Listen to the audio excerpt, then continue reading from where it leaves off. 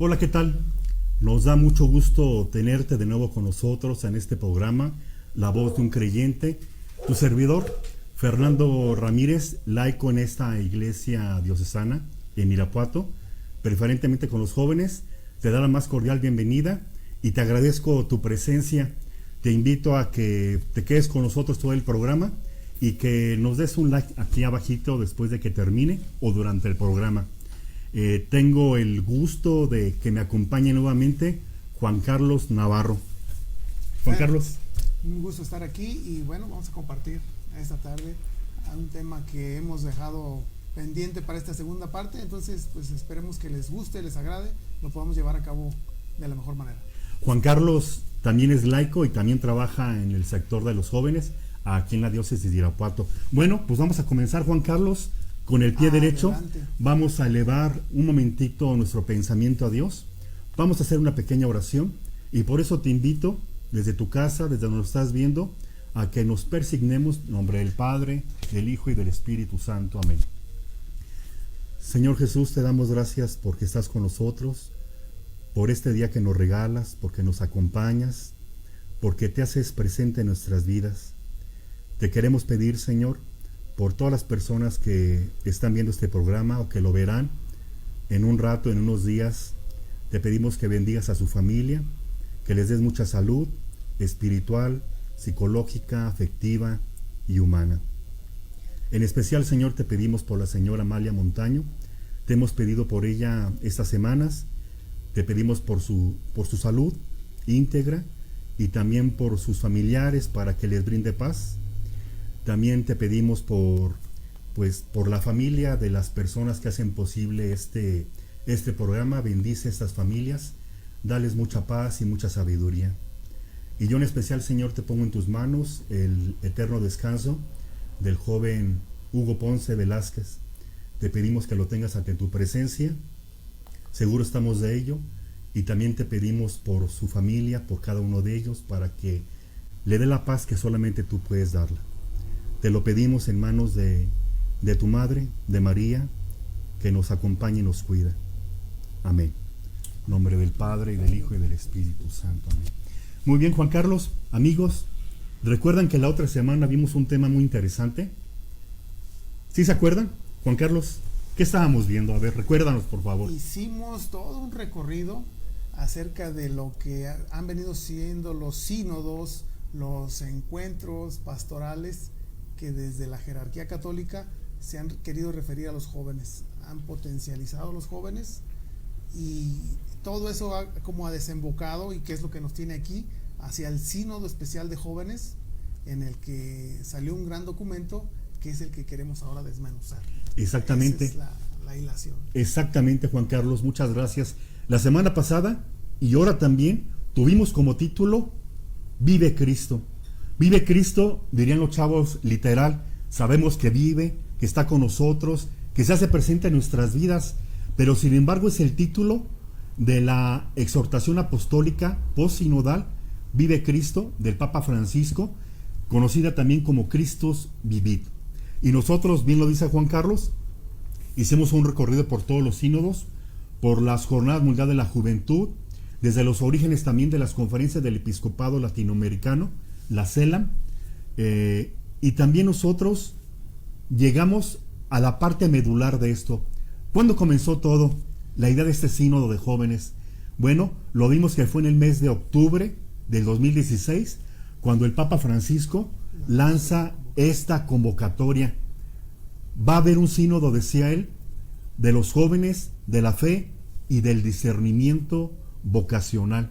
Y fue una cosa que todos los que trabajamos con jóvenes, y a los que no trabajan también, que trabajan en la iglesia, en misiones y todo, nos alegró, porque son oportunidades, son momentos de gracia de Dios, porque nos permite poner a los jóvenes en el lugar que debían de haber estado siempre. Ya lo comentábamos que en la CELA, en la tercera conferencia en Puebla, hay una opción preferencial por los pobres y por los jóvenes. Y este sínodo viene a remarcando lo importante que es los jóvenes para la iglesia. Tal vez hacer como una acotación de decir, ¿qué es un sínodo? Es un caminar juntos, un caminar como iglesia hacia un objetivo en específico para resaltar en ese momento histórico lo que la iglesia quiere potenciar. Entonces, un sínodo, hay sínodo de la familia, hubo uno también reciente. Entonces, este sínodo de jóvenes es que la iglesia camina junta para potencializar algo en este, que se puede decir, momento de gracia. Exactamente, momento de gracia fue este anuncio del sínodo. Después, en el 2017, a principios del año, el Papa lanza el documento preparatorio, en el cual es como el primer instrumento para planear lo que va a ser el sínodo, y hace una carta hermosa a los jóvenes, en el cual los invita realmente a que se unan a este llamado del Papa. Y a mí me encantó la idea que el Papa remarcara que este sínodo de jóvenes, que estaba planeado en ese entonces, 2017, realizarse en octubre del 2018, hace un año que pasó, y el Papa decía: quiero invitar a todos los jóvenes del mundo a que participen, a que den señales de vida, y es cuando se elaboran algunos instrumentos estadísticos para empezar a recabar esa información tan importante y tan vital. Así es algo que marca un hito también, porque el solo hecho de invitar a los jóvenes que no son creyentes, que no están cautivos en la Iglesia Católica, también se quiso escuchar esas voces para saber lo que es la Iglesia universal, hasta dónde penetra y hasta dónde no, y qué visión tienen todos aquellos jóvenes que realmente no viven una dinámica interna de la Iglesia. Y en ese sentido, como dices, Juan Carlos, cuando de repente escucho algunos comentarios que dicen es que la Iglesia se está quedando vieja, se está haciendo vieja, yo les contesto: no puede ser así, porque continuamente están entrando generaciones jóvenes a conocer a Jesús, a conocer a la Iglesia, y en su juventud se renueva la Iglesia. La Iglesia siempre es joven. Es un hecho, y de los 9 capítulos que tiene la exhortación, en una de esas habla específicamente hablando de cómo los jóvenes renuevan la Iglesia. Así es. Y ya hablando, para terminar con esta pequeña repaso de la semana pasada, después de enero, a mediados del año, poquito antes del medio año, se lanza el instrumento Laboris, que se llama así, que es como la forma de trabajar que iban a hacer en el sínodo, y por ese tiempo también se lleva a cabo el presínodo. Nunca había escuchado yo en lo personal, y tratando de investigar no encontré que antes de un sínodo hubiera un presínodo de jóvenes, y con la parte importante de que se invitó a 300 jóvenes. De México fueron 3 jóvenes que nos representaron, y se hizo el número de 300 simulando, no simulando, sino ocupando los lugares que en un sínodo normal ocupan los obispos, cardenales, arzobispos de la Iglesia. Y estos jóvenes llevaron la voz, el sentir de los jóvenes católicos, de todos los jóvenes, de todas las juventudes del planeta, de todos los rincones del planeta. Y fue un momento muy importante, porque fue donde se tomó nota, junto con las estadísticas, con las encuestas, de la realidad de la juventud, porque no se puede partir de cero, no se puede partir de pensamientos concebidos por los adultos, si no partimos realmente del corazón y del palpitar de los jóvenes. Es verdad, así. Entonces todos estos jóvenes dejaron muy patente qué es lo que esperan los jóvenes de la Iglesia y cómo ellos pueden ser protagonistas en esta historia. Así es. Y bueno, pues llegó el momento importante, llegó el mes de octubre, 3 de octubre de 2018, cuando tiene su apertura el sínodo. El sínodo se desarrolló en algunos días, y participaban algunos jóvenes, algunos obispos, exponiendo su punto de vista. Después del sínodo se elaboró un documento final. Las iniciales son DF, documento final del sínodo de los jóvenes. Ese documento ustedes lo pueden encontrar en la página del Vaticano, en español. Lo pueden encontrar en un buscador en internet, y lo pueden descargar. Realmente es un documento muy importante para el ser de la pastoral juvenil, para el ser y el actuar de cada joven del mundo, para el ser y el actuar de cada joven católico. Ese documento es muy importante. El Papa Francisco tomó atención, puso el corazón, puso los oídos desde el presínodo y de este documento final para también él poder elaborar esta exhortación postsinodal, Christus vivit o vive Cristo. Ese documento, dice el Papa al inicio, en la introducción de la exhortación apostólica, ese documento viene a ser una carta del Papa Francisco. Estimado amigo, estimada amiga, querido joven que nos está escuchando, yo te invito a que consigas, a que descargues, a que compres esta exhortación apostólica. Mira, esta es una versión de tantas. ¿La traes impresa tuya? Consíguela, es una carta que el Papa te dedica a ti. Vienen palabras muy hermosas para todos los jóvenes, para todas las juventudes. Realmente vale la pena. Ahorita nosotros en ese tiempo queremos comentarte algo de esta bonita carta, pero no va a quitar el sabor que tendrá si tú la lees, si tú le pones atención, porque nuestras reflexiones quedarán incompletas, tal vez te servirán, tal vez te motivarán, pero sin embargo, si tú la escuchas, si tú la lees y si tú la meditas, te va a hacer mucho bien, seguro estoy de ello. Pues vamos, ¿qué te parece si vamos a comenzar y entramos de materia sí. lleno? La exhortación apostólica está dividida en 9 capítulos. Tiene una introducción y está dividida en 9 capítulos. El primer capítulo habla sobre qué dicen las Sagradas Escrituras sobre los jóvenes. El segundo habla sobre Jesucristo siempre joven.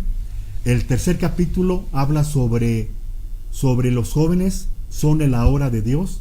El cuarto capítulo habla sobre el gran anuncio para todos los jóvenes. El quinto capítulo nos habla sobre los caminos de juventud. El sexto sobre los jóvenes con raíces. El séptimo sobre la pastoral juvenil. El séptimo capítulo sobre la vocación. El octavo capítulo, sobre la vocación. Y el último capítulo, el noveno, habla sobre el discernimiento.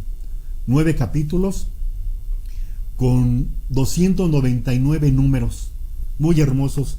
Al final, a lo mejor leemos algunos puntitos muy importantes, pero el 299 lo vamos a leer al final porque es una conclusión hermosa que hace el Papa Francisco. Vamos a comenzar con el capítulo primero, cuando habla qué dicen las Sagradas Escrituras sobre los jóvenes. Lo bonito de este capítulo es que nos pone modelos de jóvenes. José, Gedeón, nos va poniendo a David, el joven David. La historia, por ejemplo, de David, ahí lo menciona el Papa, cómo de repente llega el profeta Natán, busca al papá del rey David y le dice: Dios quiere nombrar rey de Israel a uno de tus hijos.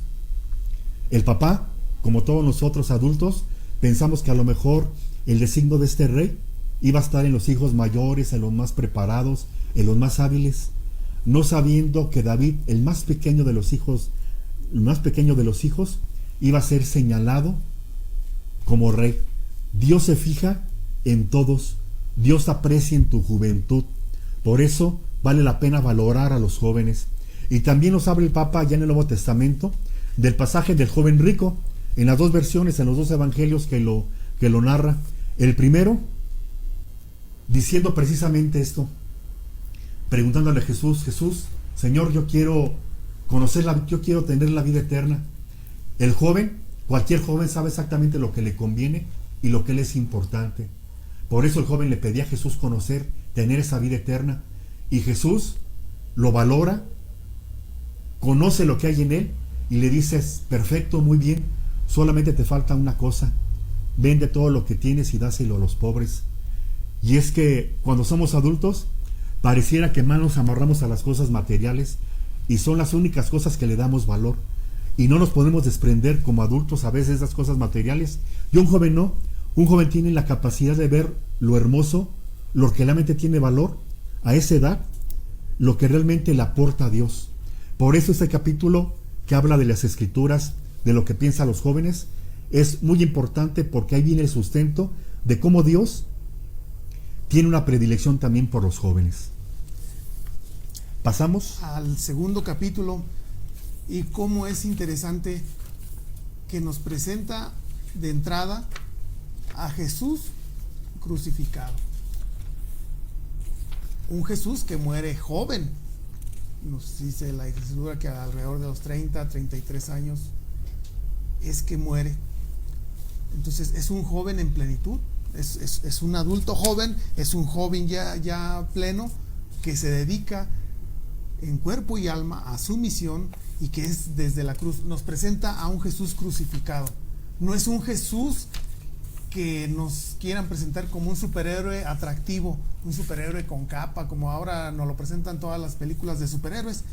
Nos presenta a Jesús que desde la cruz nos hace la redención, nos regala todo lo que es la salvación.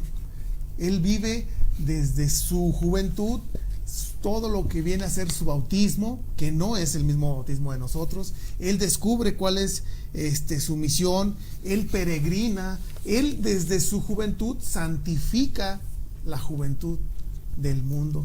De ahí pues que este segundo capítulo, en el que nos presentan a un Jesús joven, y que dime tú qué puede tener de atractivo un joven crucificado. Esa cruz es la que nos convoca, esa cruz es la que desde nuestra reflexión nos salva, nos regala el camino. Entonces, algo que quieras tú agregarle a esta parte. No, pues nada más señalar que la cruz siempre va a ser un signo de contradicción, porque realmente la cruz pareciera que nos habla de muerte, pero en este caso nos aparece como un árbol de vida para los jóvenes. Así es, y nos pone ante una disyuntiva: ser los jóvenes de esta época, de tu generación que nos estás viendo, igual a todos, o tener un distintivo. ¿Cuál es ese distintivo? El que te la juegas por Cristo crucificado, y que a través de la cruz, en su resurrección, nos regala la salvación. Aquí en mis notas que yo logré poner, entonces hay dos extremos que se nos presentan al estar ante la cruz de Jesús. Podemos ser una iglesia inmóvil, avejentada. Hay una tentación a no moverse, a no hacer nada, a no moverle por ahí. O hay también la propuesta de renovarse, de cada vez retomar la fuerza que viene de las generaciones jóvenes. Entonces la iglesia está llamada y está en esta apertura de, habiendo escuchado a los jóvenes, lanzarse por ahí. Y entonces ahí vienen muchas de las voces jóvenes que se nos presentan. Y el modelo máximo nos pone ahí, me enterneció cuando pone a María, la joven de Nazaret. Una jovencita que su sí fue sí, no le dijo al ángel, pues sí, y vamos a ver qué pasa. No le dijo así, ¿verdad? A ver qué pasa. No, ella lo dijo consciente, sabiendo de que su sí a Dios le podía costar la vida. En ese punto ella se sostuvo y nos da el ejemplo de cómo un joven se la puede jugar y puede llegar a ser grande, un testimonio, un ejemplo de vida. Jesucristo siempre joven, el tema del capítulo segundo. Y vamos a pasar al tercer capítulo, que el simple hecho del título a mí me dice mucho. De repente decimos, porque yo lo he dicho muchas veces, los jóvenes son el futuro de la sociedad, los jóvenes son el futuro de la iglesia. Y el Papa Francisco dice, no se equivoquen, los jóvenes no son el futuro de la sociedad ni la iglesia, los jóvenes son el ahora de Dios. Así se titula el tercer capítulo, el ahora de Dios. Y ahí nos menciona el Papa Francisco que tenemos que tener los adultos una revelación, una admiración ante los jóvenes, porque ante el corazón de cada joven debemos de comprenderla, que es tierra sagrada, y ante la tierra sagrada, ¿qué hacemos? Nos descalzamos. Debemos de fascinarnos por cada joven que vemos, porque es un motivo de esperanza. Y el Papa también nos habla de que en el sínodo hablaron de tres aspectos muy importantes: el mundo digital de los jóvenes, cómo tenemos que evangelizarlo. También nos habla de los migrantes, de la situación de los migrantes que andan pasando por países, recorriendo, y le dice a los jóvenes, si tú eres joven y ves pasar a migrantes, no los ofendas como los demás, tiéndele la mano, haz de ver que somos hermanos todos.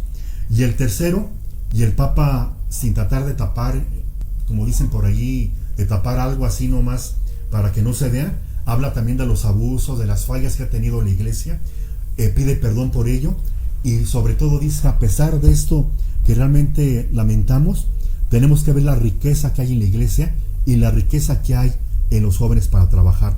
Concluyendo, el capítulo 3 es el que más habla de la realidad de los jóvenes. Por eso es muy importante. ¿Qué nos dice el capítulo 4, Juan Carlos? Si vemos el conjunto de 9 capítulos, podríamos decir que el 4 capítulo está a la mitad, ¿verdad? Como si fuera el corazón de esta hermosa carta. Y el 4 capítulo, cuando lo leí, dije, ¿la iglesia todavía tiene que decir esto?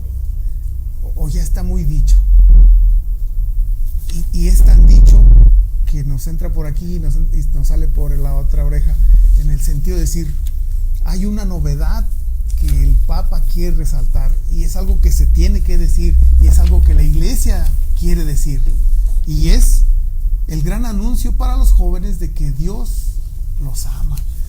Eso a mí me encantó, porque ¿por qué la iglesia sigue insistiendo en decir que Dios ama a los jóvenes? Pareciera que el que habla de amor es porque no lo tiene. Entonces el amor se vuelve acción. El amor, para que sea real, tiene que traducirse en una acción.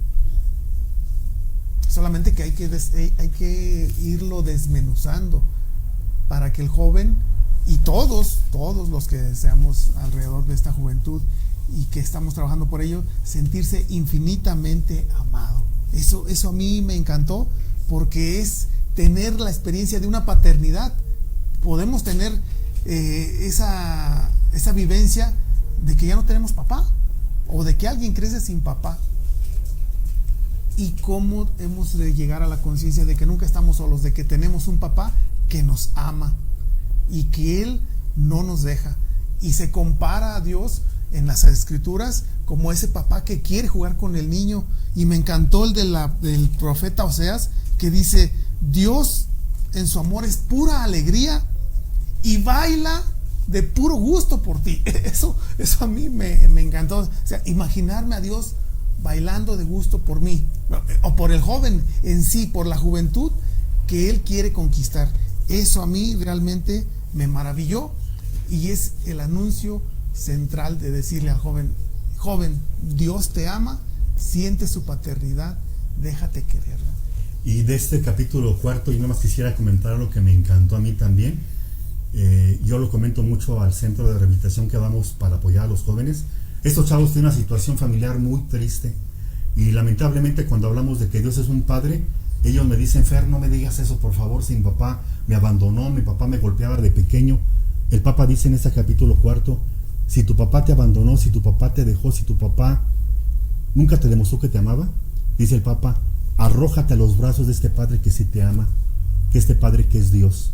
Dios es un Padre que necesita ese abrazo tuyo, porque Él también te lo quiere brindar. En ese sentido, el amor Dios lo concretó en un hecho histórico, en la vida de Jesucristo, que nos vino a decir, yo los amo y doy mi vida por ustedes. Esa es el no hablar de amor, sino el hacer un acto de amor tan inmenso que nos salva en esa cruz. Y yo quisiera decirles, ese Jesús que tú buscas está más vivo que nunca. Y entonces simplemente encuéntrate con Él, déjate arrebatar el corazón por Jesús, porque es lo que quiere, es tu corazón. Wow, qué bonito, compa. Qué bonito, Juan Carlos. Yo ahorita, si no, vamos a echarnos 3 programas con esto. Vamos a ir dando más unidad de los capítulos que siguen. El 5º capítulo habla sobre los caminos de juventud, y dice que realmente, esa frase me encantó, la juventud es un tiempo bendito para cada joven, y cada joven es la bendición de la iglesia y del mundo. Realmente tenemos que aprender a soñar como los jóvenes y a soñar el sueño de Dios. ¿Qué sueño tiene Dios para el joven y para la humanidad? Un sueño en el que todos seamos hermanos, en el que seamos una sola familia. El joven debe de compartir los momentos de sabiduría y de experiencia con los ancianos, porque ellos ya vivieron sus sueños y nos tienen que inyectar a nosotros esas ganas de seguir soñando para ser realidad. Recuerden esa frase, si te lo imaginaste, si lo soñaste, es que es posible. Pasamos al 6º capítulo. El 6º capítulo nos habla de jóvenes con raíces. La iglesia quiere que el joven crezca, que el joven extienda sus manos al cielo, que logre alcanzar alturas, y dice aquí que no quiere encontrarse con jóvenes que puedan llegar a ser un árbol en el que crecieron muy alto y que una tormenta los derribó y los dejó ahí tirados por falta de raíces. Entonces aquí lo que nos invita es así a manera general, que sí, que crezcas, que quieras alcanzar el cielo, siempre y cuando fundamentes tu raíz lo más profundo hacia el corazón de Jesús, para que puedas estar fuerte y no que cualquier vientecillo te pueda tumbar. Qué bonito. Capítulo 7, la pastoral juvenil.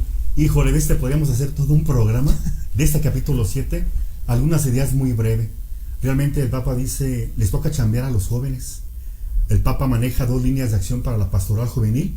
Dice, el primero es la convocatoria y el segundo es los programas de formación o de crecimiento. En el primero dice el Papa, les pongo la chamba a ustedes jóvenes, porque son creativos, convoquen, inviten a los jóvenes a conocer este Jesús que está vivo. Y los itinerarios, junto con sus asesores, planéenlos, piensen en el caminar de los jóvenes, para que cada vez más vayamos madurando en la fe. Y también el Papa nos habla de un reto hermoso que para mí es novedoso, es una pastoral popular juvenil. Es algo nuevo, tratar de tener líderes jóvenes en los ambientes populares, ya sin estructuras rígidas, sino un ambiente más flexible, conocer a Dios. Pasamos al capítulo 8, que es la vocación. Finalmente, todo esto está llevado para que el joven logre encontrar su lugar en el mundo, que descubra el para qué está aquí. Yo en otra ocasión, por otro lado, vi una frase que me encantó, que dice, todo hombre tiene 2 grandes días en su vida. Uno, el día en que nace, y el segundo, cuando descubre para qué. Eso. Desde ahí, si el joven logra descubrir cuál es su vocación, y al decir vocación, no queremos hablar y decir que eso significa solamente vocación al sacerdocio, a la vida religiosa. Toda la vida del hombre es una vocación que está difuminada o que tiene varias vías para poderse culminar, de tal manera que el chico que descubra su vocación será ese que está centrado en su vida, viendo a Cristo con los pies bien puestos en la tierra. Perfecto. Capítulo 9, discernimiento. Querido amigo, querida amiga, en la vida tenemos que saber a qué venimos. Dios no nos mandó así por error de que ya se me fue Fer, pues a ver qué le ponemos a chambear. No, Dios tiene un plan para nosotros, y nosotros, tú y yo, debemos toda nuestra vida de conocerlo, porque fuimos hechos por amor, para amar. Debemos de conocer exactamente a dónde debemos de poner todas nuestras capacidades. Dios nos dice, tenemos que tener, el Papa nos dice, en la encíclica, en la exhortación apostólica, debemos de tener la sabiduría del discernimiento, para no ser marionetas que nos guíen por cualquier momento y ser presa de todo. Hay que discernir. Y me gustaría terminar este capítulo con el numeral número 299, que está hermoso. Dice el Papa, al final, un deseo. Queridos jóvenes, seré feliz viéndolos correr más rápido que los lentos y temerosos.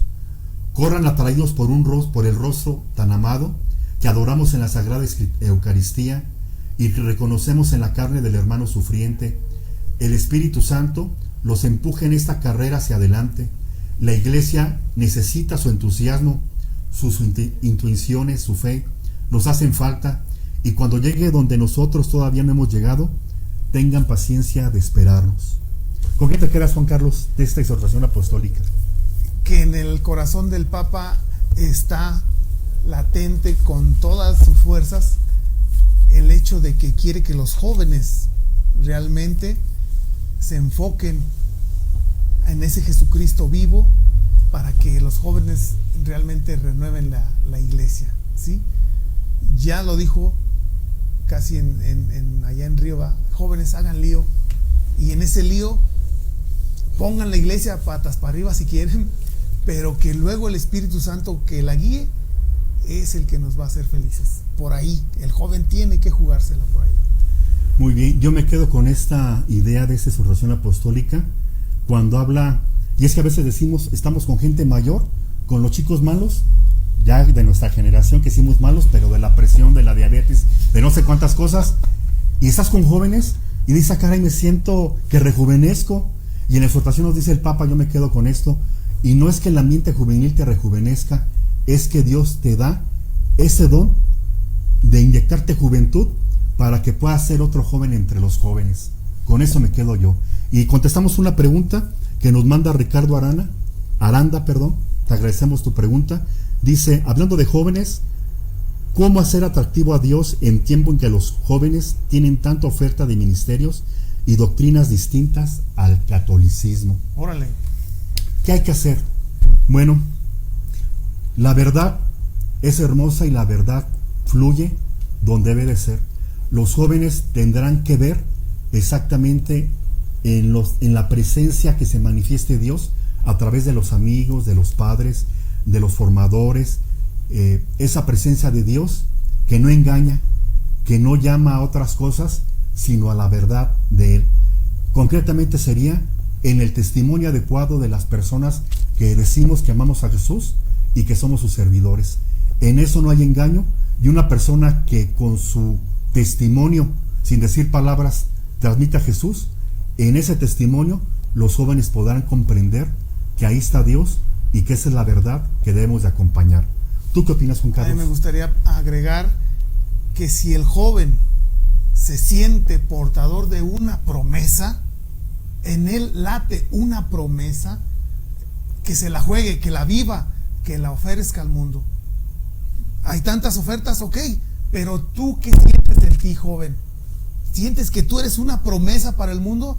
Perfecto, llévala a cabo, vívela, desvívete por esa promesa que tú traes, así como esta señora linda se desvivió por entregarnos esa promesa que en ella tomó carne. Y mira, no todo lo que brille es oro. Recuerda que Jesús dijo en el Evangelio, sobre esta piedra edificaré mi iglesia, y no puede ser que después diga Jesús, caray, me equivoqué, lo que dije no es cierto, ya sobre esta no. Jesús lo dice y lo sostiene, sobre esta piedra edificaré mi iglesia. Querido amigo, querida amiga, hermanos, hermanas, muchísimas gracias por su presencia, estar en nuestras oraciones. Les pedimos que nos veamos el próximo lunes a las 7 de la noche. Juan Carlos, muchísimas gracias Un gusto por tu presencia. estar aquí, denles mucho like. Dios les bendiga.